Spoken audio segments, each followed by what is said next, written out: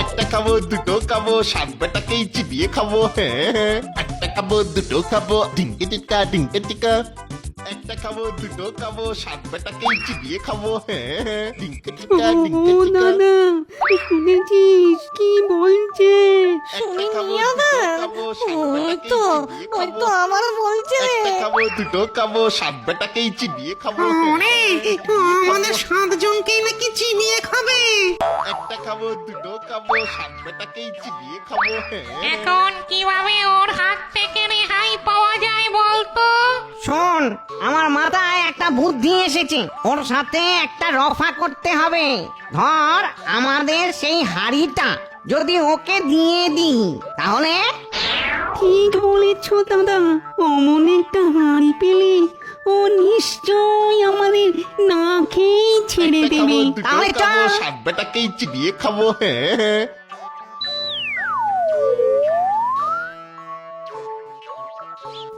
এর নাম নেবেন কর্তা। আমাদের সকলের পেলাম আপনার চরণে।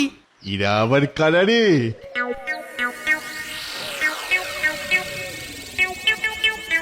ইস কি বিটকেল দেখতে রে বাবা মিশমিশে কালো কুলোর মতো কান চুলোর মতো চোখ ও বাবা পরিবারে এরা ভূত নয় তো ওরে বাবা এখন আমি কি করব পালিয়ে গেলে যদি খামচা ধরে দোহাই কর্তা, আমাদের চিবিয়ে খাবেন না।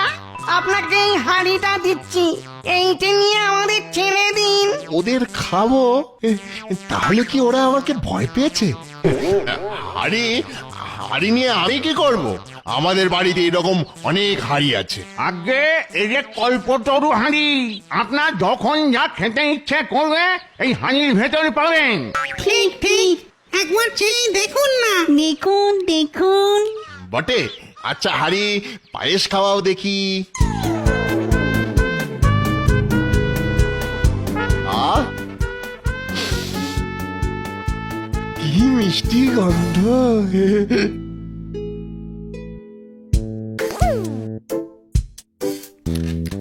কি চমৎকার খেতে